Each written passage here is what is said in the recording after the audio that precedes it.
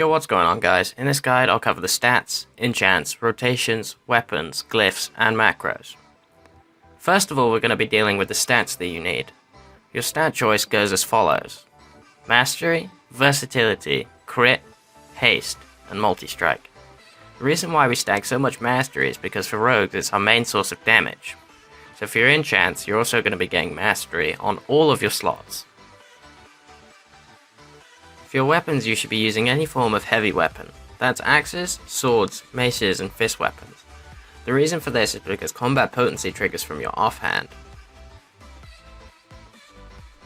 Now we're going to look at your talents. The tier 1 talent choice is always between Subterfuge and Shadow Focus. Subterfuge gives you great control, lots of CC, and good damage from the option of spamming your ambush, but Shadow Focus is very good if you're not very good at managing your energy.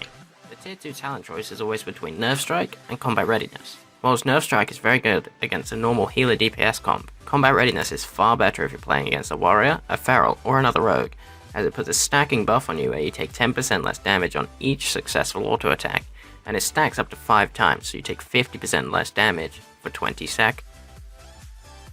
For your tier 3 talent, you should always run Elusiveness, as it will always turn out to be the best talent in the tier, if you can remember to keep up Feign when possible. If you feel you can't time your Feign well enough to avoid some damage in a burst, then you can try running Cheat Death, but for Cheat Death to really work or have any impact, you would need to have a healer. For your tier 4 talent choice, you should either be running Burst of Speed or Shadow Step. Shadow Step is great for mobility, but when you're facing a comp with lots of slows, then Burst of Speed will make more of an impact on the game. For your tier 5 talent, you will always want to be running Internal Bleeding, because having the bleed damage on top of a Revealing Strike stack gives an incredibly high amount of damage. Tier 6 talent, you will always want to be running Mark for Death. Because of its low cooldown, you can be generating an additional 5 combo points almost whenever you want, meaning you can be throwing out more finishers constantly. For your tier 7 talent, you should usually drift towards Shadow Reflection, because it can be used to do an incredibly high amount of damage, increasing your overall burst potential, or it can be used for heavy CC lock. But Death from Above is also viable if you're playing certain comps that can cut you. It can be very useful and close the gap between you and your enemy. For your glyphs, it really depends on your playstyle, but Glyph of Energy is a must. Whilst Glyph of Blind is usually what I would run alongside with Glyph of Disappearance, I would swap out my Glyph of Blind depending on what I'm fighting. For Arena, if I'm fighting a caster comp, I'll take Glyph of Garrote. If I'm against melee comps, I tend to take Glyph of Evasion.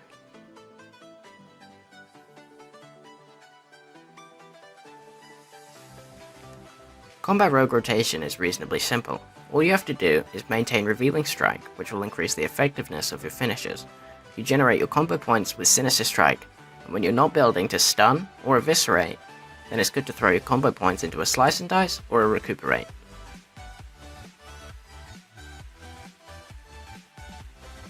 For bursting, you should wait until you have deep insight, then lock down your enemy with a kidney shot, blow your adrenaline rush, start building your combo points, and throw your finishers out. When there are 4 seconds remaining of the buff, make sure to use your killing spree.